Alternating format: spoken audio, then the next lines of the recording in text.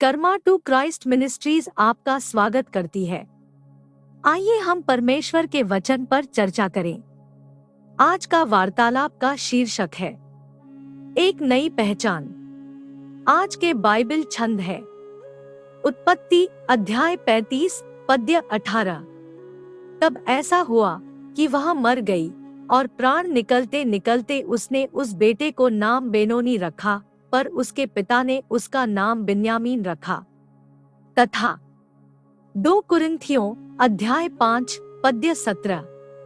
सो यदि कोई मसीह में है तो वह नई सृष्टि है, पुरानी बातें बीत गई है, देखो वे सब नई हो गई। इससे कोई फर्क नहीं पड़ता कि आप या दूसरे लोग आपके बारे में क्या सोचते हैं। मायने यह रखता है कि परमेश्वर ने क्या कहा है। अपने भविष्य को बदलने से रोकने के लिए अतीत में दूसरों ने आपके बारे में क्या बात की है, इसकी अनुमति न दें। मसीह के सामने आत्मसमर्पण करने से पहले आपकी जो भी पहचान थी वह अब मर चुकी है। आपकी संस्कृति, पाप, सामाजिक स्थिति, गलतियां और उपलब्धियां सभी को मसीह में आपकी नई पहचान के फलने फूलने के लिए मरना होगा। राहेल ने अपने पुत्र का नाम बेनोनी रखा, जिसका अर्थ है मेरे दोहक का पुत्र, क्योंकि वह जन्म देते समय मर गई थी।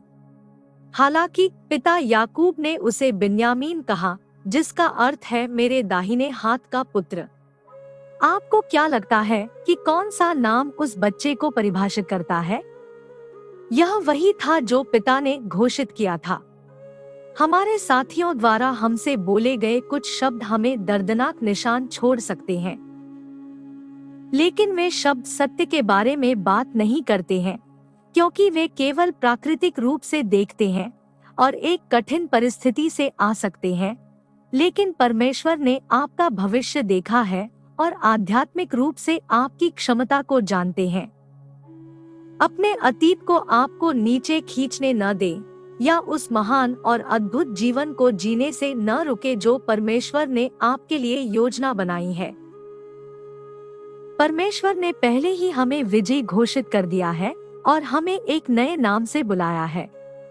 उनके पास हमारे लिए एक दृष्टि है और उन्होंने हमें उस दृष्टि को पूरा करने के लिए सुसज्जित किया है। शैतान आपको पापी कह सकता है, लेकिन परमेश्वर आपको संत कहता है। अतीत की सभी बातों और सोचने के तरीकों के प्रति मरने के लिए तैयार रहें। यदि परमेश्वर चाहता है कि आप एक रिश्ता, दोस्त, एक नौकरी, एक प्रकार की बातचीत या विशिष्ट गतिविधियों को छोड़ दें, तो आपको आज्ञा माननी होगी। यदि नहीं, तो उसे हस्तक्षेप करना पड़ेगा, जो आपको आपकी अपेक्षा से अधिक हानि पहुंचाएगा। केवल अपने हृदय में मसीह को स्वीकार करके ही आप अपने और अपने भविष्य पर शैतान की पकड़ को तोड़ सकते हैं। एक बार जब आप मसीह के माध्यम से एक नए प्राणी बन जाते हैं, तो पुरानी इच्छाएं, जुनून, सपने और चरित्र की असफलताएं अब वास्तविक नहीं रह जाती हैं, न ही उनका आपके ऊपर कोई अधिकार होता है। परमेश्वर ने आपके लिए जो कुछ भी योजना बनाई है, वह आप जो कर सकते हैं उससे कहीं बेहतर है। आपकी एक नई पहचान है, एक नया जीव है। इसलिए एक जैसा व्यवहार करना शुरू करें।